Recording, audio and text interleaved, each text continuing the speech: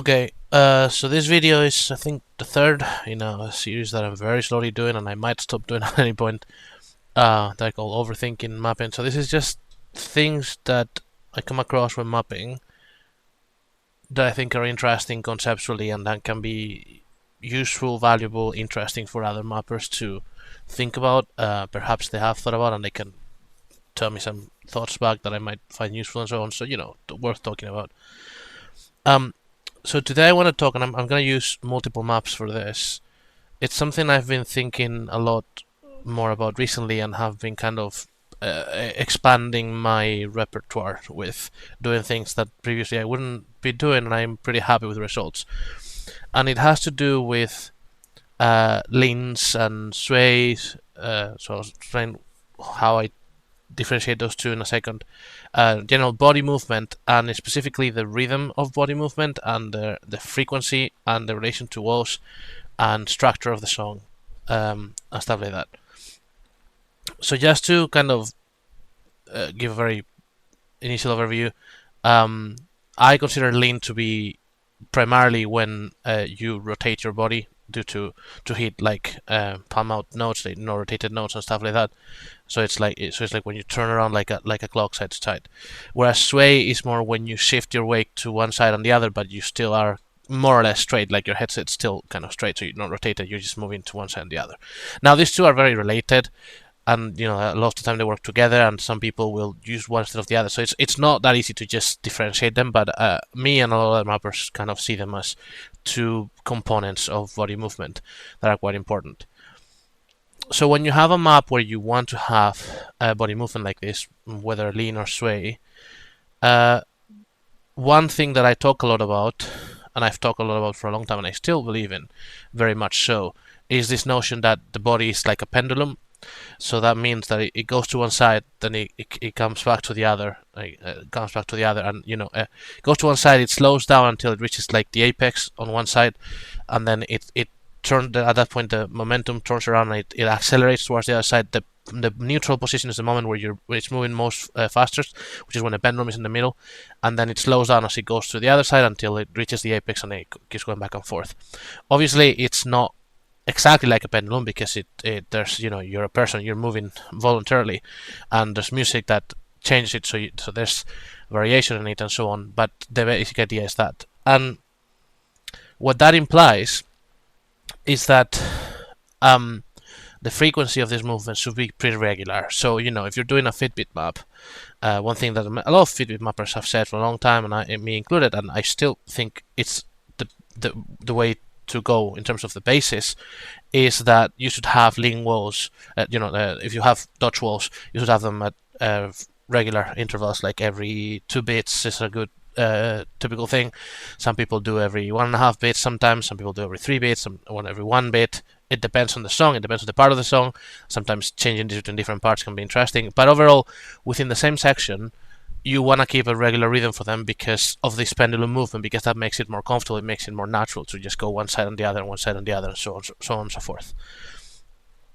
And that can work whether it's lean that you're expecting from players, or it's sway, or it's both. Like in terms of what I'm going to say here, it doesn't really matter so much whether you're talking about lean or sway or both. It's about the regularity of that movement, and I think that's great. And when people have tried to make Fitbit maps that have more irregular frequency walls or stuff like that, without there being much sense to it, it tends to play bad. Like the Dutch walls can kind of jump scare you, and it feels like unnatural, and you don't feel like you're dancing, playing along with the music. However, that relates to like the structure of the song, right, and how you structure the map around the structure of the song. However, what I've been experimenting with recently is that sometimes you can bend this a little bit, or you can do things that kind of break this, but break it. And okay, so here's the thing. In terms of lean and sway, there's many different types of maps, but from this point of view, there's maps that just don't care so much about lean and sway. They just, even tech maps sometimes. There are tech maps that are made to be played very straight. That's not necessarily bad, it's just a different style. Now you have maps that do have lean and sway, like they have patterns that they're expecting people to lean and sway and they care about that and so on, but they do so a little bit more randomly. So normally those would not use walls because walls are quite bad for that, but they might create lean and sway with the notes themselves, but the rhythm is a little bit irregular. Now those maps can often play quite fine. I don't like them so much normally because they feel a little bit chaotic. I feel like most songs will have more structure than that.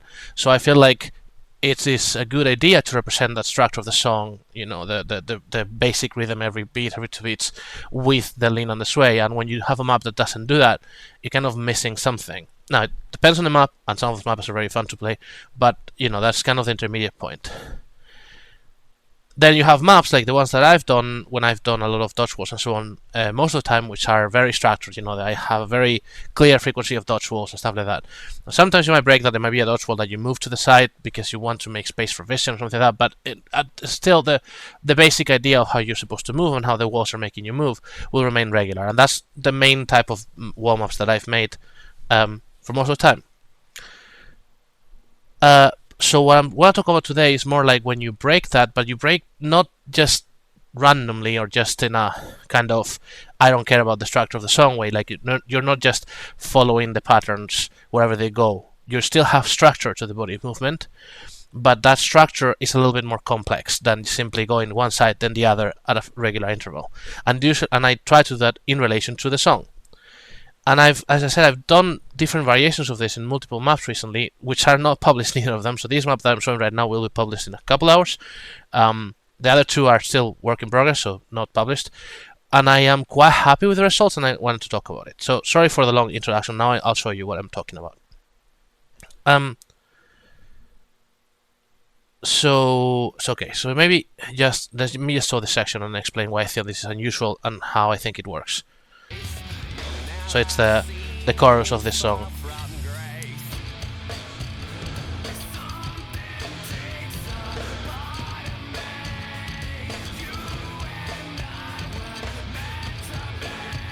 So if you notice, the unusual thing here that's very easy to notice is that all the walls are on the same side, or at least every 4 walls are on the same side. So you have right, and then right again, and then right again, and then right again, 4 walls, and then it changes to left. And then left again, and then left again. Now this map is definitely more sway than lean because the patterns are very vertical, at least this part. I mean the whole map is more sway than lean, but it doesn't matter. So this is sway, but it's like kind of swaying always to the same side.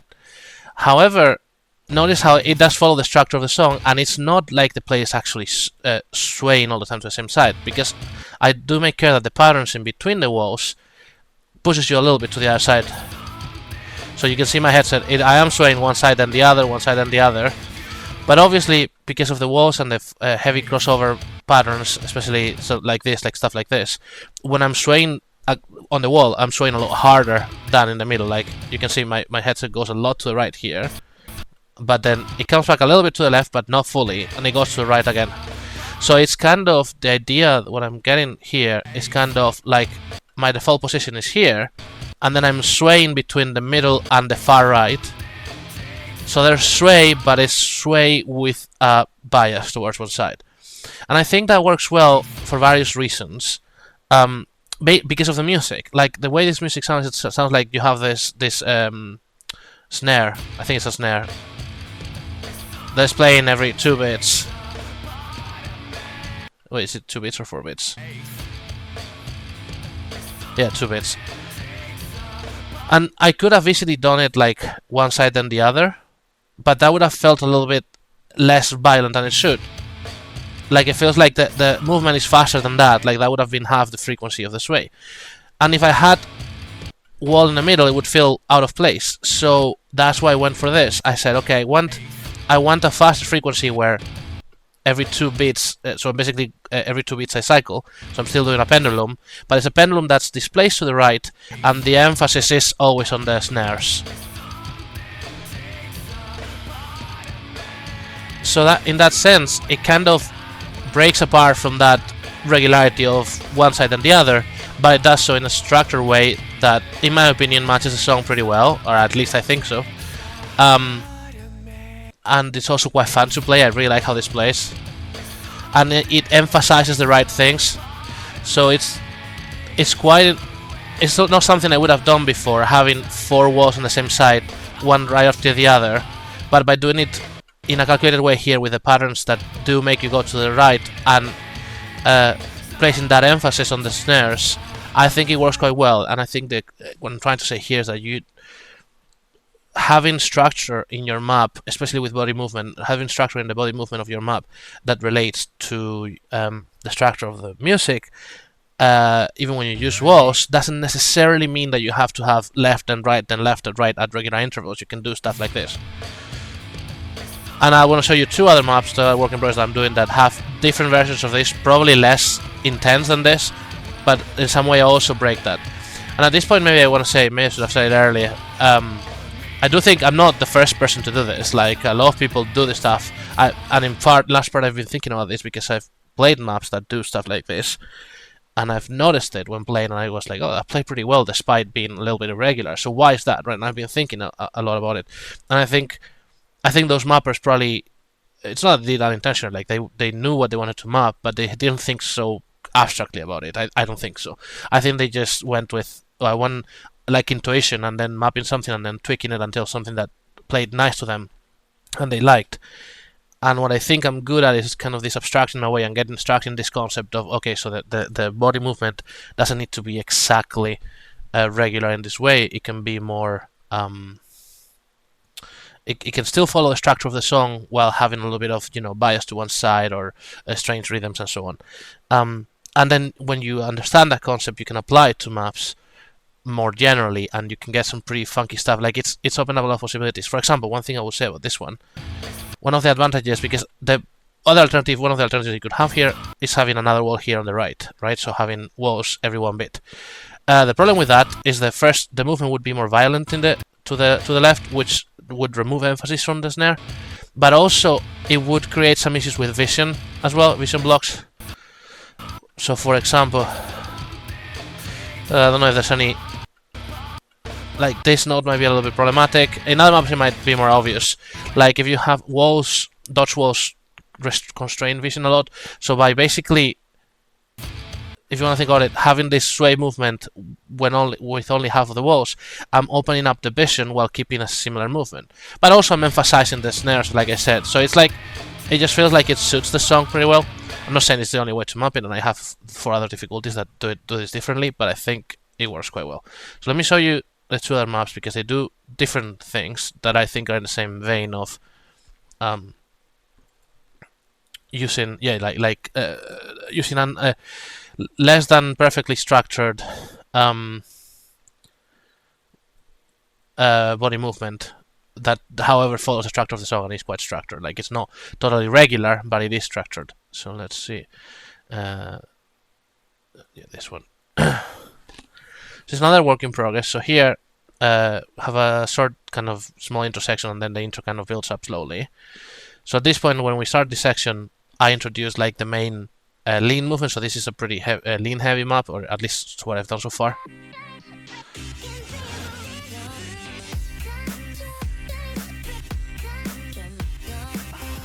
So hopefully you can see that it's pretty clear, like you go like lean to one side, then lean to the other, then lean to the other side, then lean to the other. So it's like every 1 beat you change the lean. And in this part there's no walls. However, there's one thing that I'm going to see here, and then a much more important one later.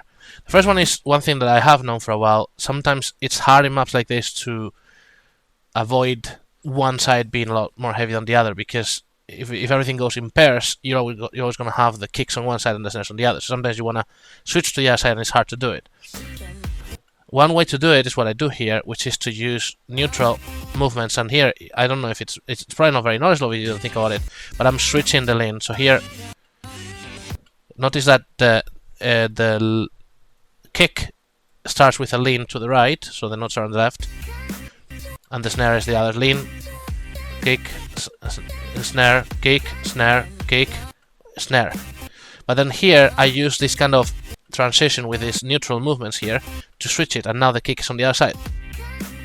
And I have the same pattern but mirrored, and I have transition between them in a way that is pretty natural. So that already is one way to break that the structure in the leans that in a way that feels reasonable, because this is like a transition between one measure and the next one, and the type of movements that I'm using are comfortable. And this is something that definitely many people have done. I was looking at some old Opal maps, and he does stuff like this quite often. But I think not a lot of people think about it very explicitly. Anyway, there's something more interesting in this map. So here, basically, this whole section is just introducing the whole lean structure, right? And now this kind of grows, and I keep the lean structure, but I add walls, and I want to realize how these walls are working.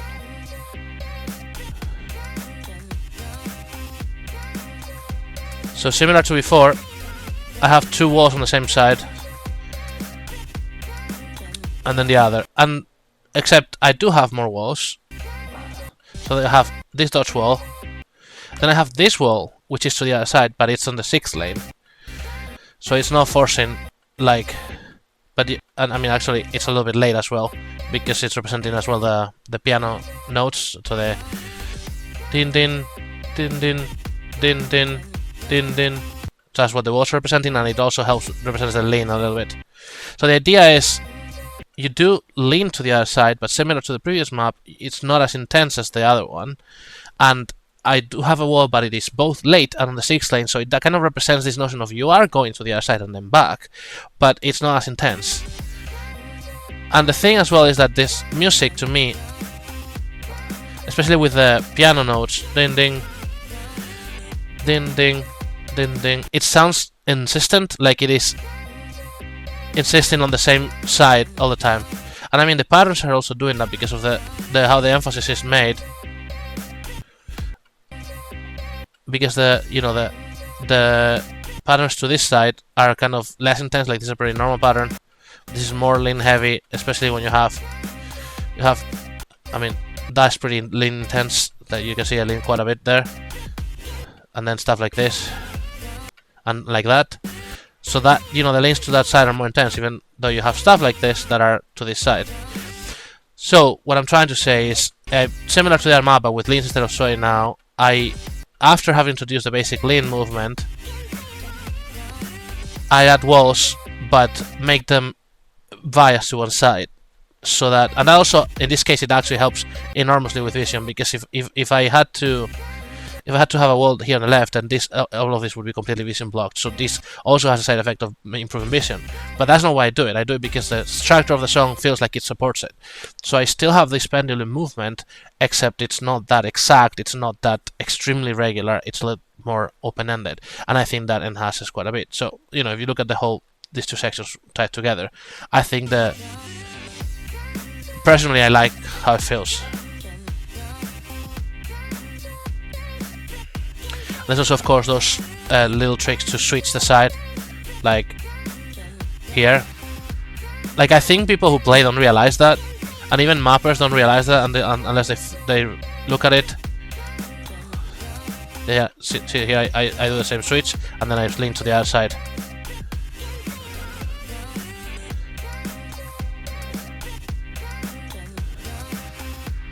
That ability to do those little switches makes the map so much less repetitive. And also, of course, having some differences between the sections to accentuate the differences and so on. So yeah, again, another example of not being hyper-focused on a super regular structure while still paying attention to the body movement structure, without just doing like random leans wherever you feel like, which again is fine, but often feels less representative of the song. This song has a very clear rhythm to it. So I think it's nice to have this kind of in-between flexibility that is still structured, but it's less constrained. And I want to show you the last one, which is a little bit different. Because these two were a little bit similar, that they were both like kind of skipping walls or having one lean that is not entirely intense. But what I have in this one is different. So this is this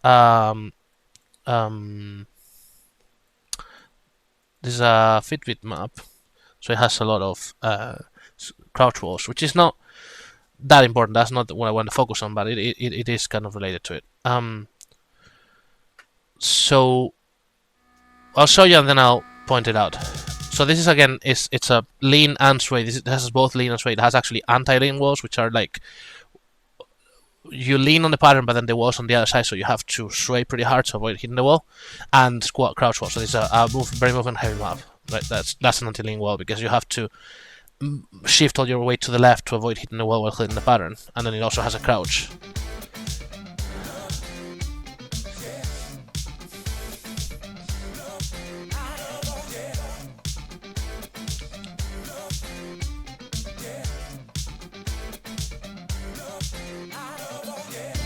Okay, so the rest of the map is pretty much variations on this. Well, there's another thing and so on, but I want to focus on this section.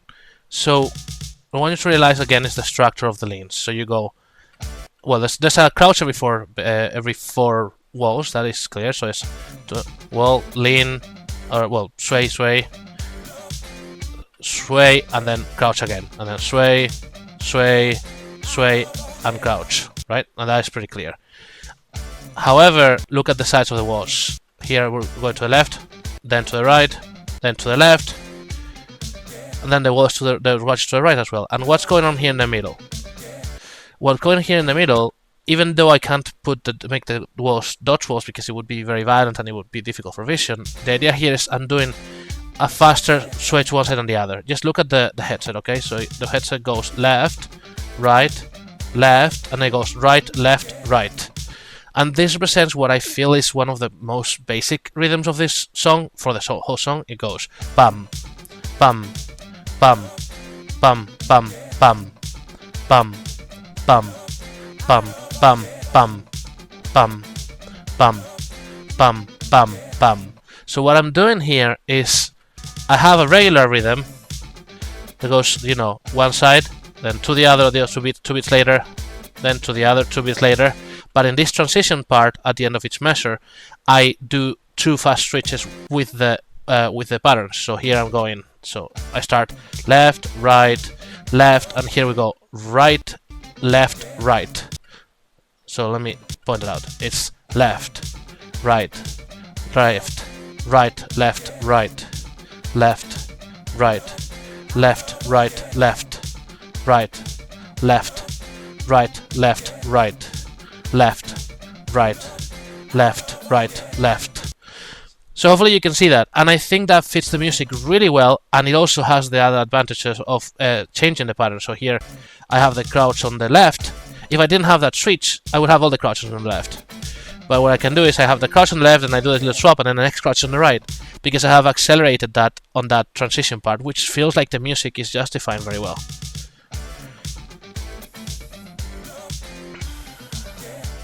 But it's not random, it still has structure, it's still following the structure of the song.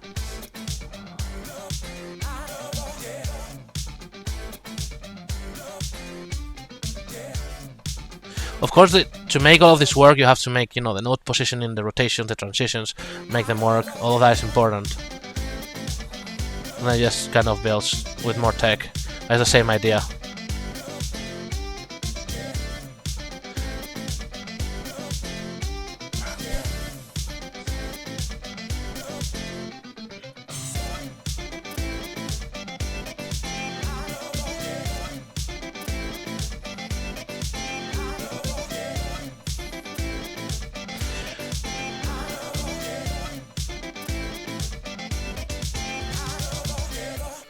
So hopefully that makes sense. Like, this is another example of how, and the point is I'm doing this a lot more commonly now because I've realized I can do it. Like, I've learned there's a thing you can do. You don't have to, you can have body movement that is structured without it being always the exact same rhythm.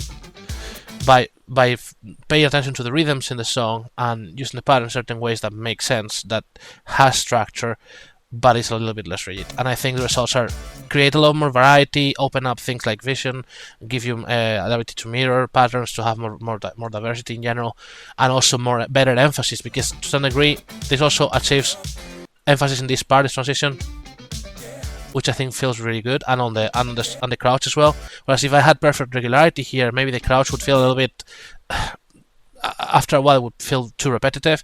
I mean, arguably it still feels a little bit repetitive because the song is very repetitive, but it would feel even more repetitive, I feel. So adding that little bit of emphasis by accelerating the movement on that part every so often, I think feels very good. But again, I want to emphasize, it's not that I just don't care about the regularity in the movement. It's just I've made a choice to have that variety that works for the song.